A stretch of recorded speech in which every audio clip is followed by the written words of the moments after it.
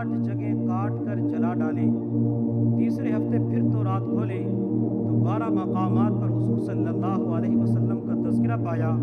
उसने वो जगह काट कर जला डाले। जब उसने वो कागज़ का टुकड़ा जला डाला, बाद के अंदर ख्याल आया अगर मैं इसी तरह किताब को काट कर जलाता रहा तो किताब ख़त्म हो जाएगी, ये तो तरीका अच्छा नहीं है।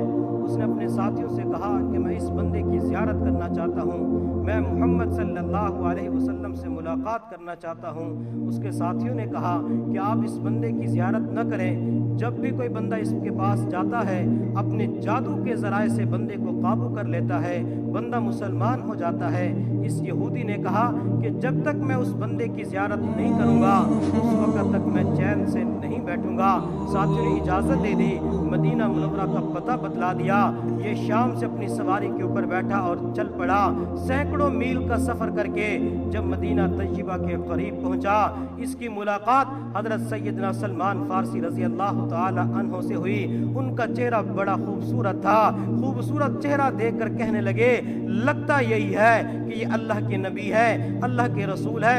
दूर ही से पुकारा लब्बैक अस्सलामु अलैका या मोहम्मद। जब सलमान फ़ारसी रज़ी अल्लाह ताला अन्हो ने हुज़ूर सल्लल्लाहु अलैहि वसल्लम का नाम सुना, तड़प उठे, क्योंकि हुज़ूर सल्लल्लाहु अलैहि वसल्लम को दुनिया से पर्दा फरमाए हुए सिर्फ 3 दिन हुए थे।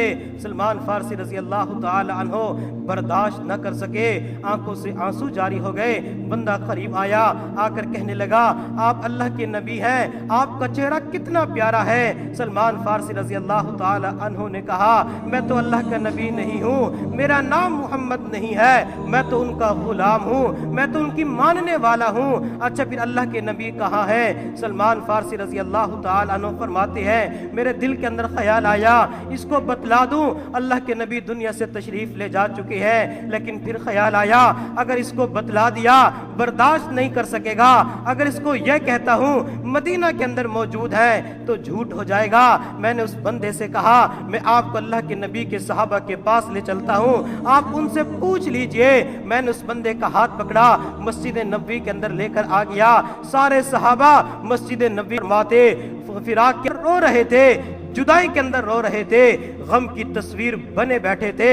उस बंदे ने सोचा कि इसी मजमे के अंदर हुजूर सल्लल्लाहु अलैहि वसल्लम तशरीफ फरमा है। अभी नहीं पता था कि अल्लाह के नबी दुनिया से तशरीफ ले जा चुके हैं। इस बंदे ने जोर से कहा अस्सलामु अलैका या मोहम्मद। जब सहाबा किराम ने हुजूर सल्लल्लाहु अलैहि वसल्लम के नाम को सुना बर्दाश्त न कर सके, सहाबा की चीखें निकल गई, सहाबा ने रोना शुरू कर दिया। सहाबा कहने लगे तू कौन बंदा है जिसने ये नाम इस्तेमाल करके हमारे जख्मों के ऊपर ताज़ा नमक छिड़क दिया है? अभी तो हम ये जख्म ताज़ा लिए बैठे हैं। जब सहाबे किराम ने देखा कोई नया बंदा लगता था, उससे कहा अल्लाह के नबी तो दुनिया से पर्दा फरमा चुके हैं। जब यहूदी बंदे ने सुना उसने खुद भी रोना शुरू कर दिया, कहने लगा हाय मेरी कम बख्ती, हाय मेरे ऊपर आज तो अफसोस किया जाए, आज तो मेरे ऊपर रोया जाए। सैकड़ों मील का सफर करके आया लेकिन अपने मकसद को ना पा सका। फिर कहने लगा काश कि मेरी माँ मुझे आज पैदा न करती, मेरी माँ ने जन्म न दिया होता। अगर मेरी माँ ने मुझे जन्म दे दिया था तो मैं तौरात की तिलावत न करता, अगर तौरात भी पढ़ लेती तो काश मैं हुजूर सल्लल्लाहु अलैहि वसल्लम का तज़किरा न पढ़ता, नाम न पढ़ता। अगर उनका नाम भी पढ़ लिया था काश मैं आपकी ज़ियारत कर लेता, मुझसे बड़ा महरूमुल किस्मत कोई नहीं। फिर उस यहूदी बंदे ने कहा क्या इस मजमे के अंदर हजरत अली मौजूद है? मैंने अली का तज़किरा तौरात किताब के अंदर पढ़ा है। हजरत अली रजी अल्लाह ताला अन्हो मजमे के अंदर मौजूद थे। मजमे से बाहर आ गए, यहूदी के सामने बैठ गए। यहूदी कहने लगा अली मैंने आपका नाम तौरात किताब के अंदर मौजूद पाया, आप मेरे सामने हुजूर सल्लल्लाहु अलैहि वसल्लम का हुलिया मुबारक बयान फरमाए। हजरत अली रजी अल्लाह ताला अन्हो पहले तो कुछ देर सोचते रहे, फिर सोचने पे मजबूर, बंदा काफी दूर से आए, मैं इनके सामने बयान कर देता हूँ। हजरत अली रजी अल्लाह ताला अन्हो ने हुजूर सल्लल्लाहु अलैहि वसल्लम का हुलिया मुबारक बयान करना शुरू कर दिया। फखिमम मुफखमा, हुजूर सल्लल्लाहु अलैहि वसल्लम अपनी जात के एतिबार से अजीम थे, दूसरों की नजरों के अंदर भी अजीम थे। वासिउल जबीन, आप सल्लल्लाहु अलैहि वसल्लम की पेशानी मुबारक کشادہ تھی، اکحل العینین، آپ صلی اللہ علیہ وسلم کی آنکھیں مبارک قدرتی طور پہ سرما آلود تھی، یوں لگتا تھا کہ جیسے قدرتی طور پہ سرما لگایا گیا ہے۔ آپ کی پلکیں مبارک دراز تھی، کشادہ تھی، آپ کی بھویں مبارک بالکل باریک تھی، دونوں ملی ہوئی تھی۔ آپ صلی اللہ علیہ وسلم کی ناک مبارک کا باسا بلند تھا، یہاں پہ ایک نور ہوتا تھا، جب بھی بندہ دیکھتا تھا تو یوں لگتا تھا جیسے یہاں سے نور ٹپک رہا ہے۔ آپ صلی اللہ علیہ وسلم کے رخسار مبارک نہ اندر کو دھسے ہوئے نہ باہر کو نکلے ہوئے، بالکل ہموار تھے۔ آپ صلی اللہ علیہ وسلم کی داڑھی مبارک سینے کو بھر لیا کرتی تھی۔ آپ صلی اللہ علیہ وسلم کی داڑھی مبارک کے اندر 17 یا 20 کے قریب سفید بال تھے۔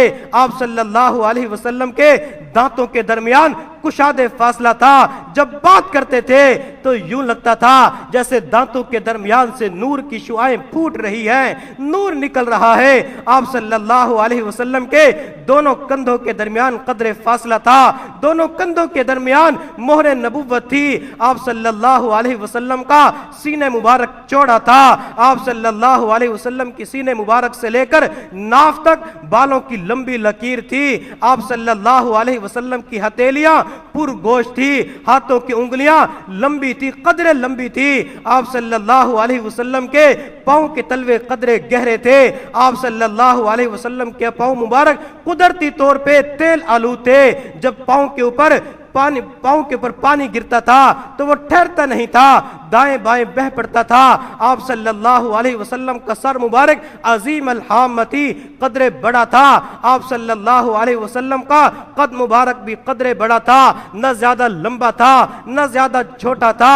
جب حضرت علی رضی اللہ تعالی عنہ نے آپ صلی اللہ علیہ وسلم کا حلیہ مبارک بیان کیا، یہودی نے رونا شروع کر دیا، کہنے لگا علی اگر آپ کے پاس حضور صلی اللہ علیہ وسلم کی قمیص مبارک ہے، کرتا ہے، جبہ ہے، مجھے دے دیجئے، میں دیکھنا چاہتا ہوں، سونگنا چاہتا ہوں، بوسہ لینا چاہتا ہوں۔ حضرت علی نے سلمان فارسی سے فرمایا سلمان میرے گھر چلے جاؤ اور فاطمہ سے کہو ابا جان کا جبہ بھیج دیجئے۔ سلمان فارسی رضی اللہ تعالی عنہ فاطمہ رضی اللہ تعالی عنہ کے دروازے پہ پہنچے، دروازے پہ دستک دی۔ فاطمہ رضی اللہ تعالی عنہ اندر رو رہی تھی، آنکھوں سے آنسو جاری تھے۔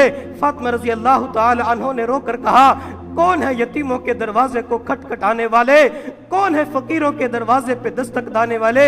ابھی تو میرے ابا جان کا زخم نہیں بھرا تھا، آپ نے میرے دروازے پہ کیوں دستک دی؟ سلمان فارسی رضی اللہ تعالی عنہ نے پورا قصہ بتلا دیا کہ جبہ حضرت علی نے منگوایا ہے۔ فاطمہ رضی اللہ تعالی عنہ نے جبہ دے دیا۔ سلمان فارسی رضی اللہ تعالی عنہ جبہ لے کر مسجد نبوی کے اندر تشریف لائے، حضرت علی کو دیا۔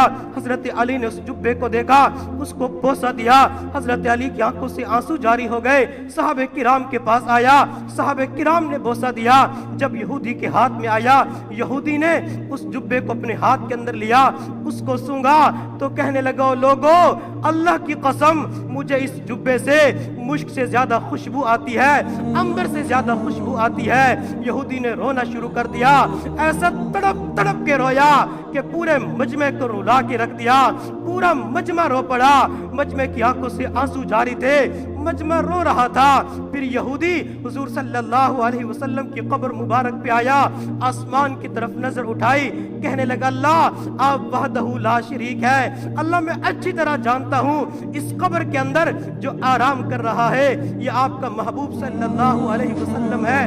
اللہ میں ان کی زیارت کے لیے آیا تھا، میں ان کی زیارت نہیں کر سکا، اللہ اب میں ان کے اوپر ایمان لے کے آتا ہوں، اسلام قبول کر۔ یہودی نے کلمہ پڑھا اشہد ان لا الہ الا اللہ واشہد ان محمدن عبدہ ورسولہ۔ جب یہودی نے کلمہ پڑھ لیا، آسمان کی طرف پھر نظر اٹھائی، اللہ اگر میرا یہ اسلام آپ کی بارگاہ کے اندر قبول ہو چکا ہے، اللہ اگر میں سچے دل سے اسلام لا چکا ہوں، میری جان ابھی قبض کر لیجئے، ابھی موت دے دیجئے۔ اس یہودی نے پھر کلمہ پڑھا اور حضور صلی اللہ علیہ وسلم کی قبر کے قریب گرا، اپنی جان اللہ کے حوالے کر دی۔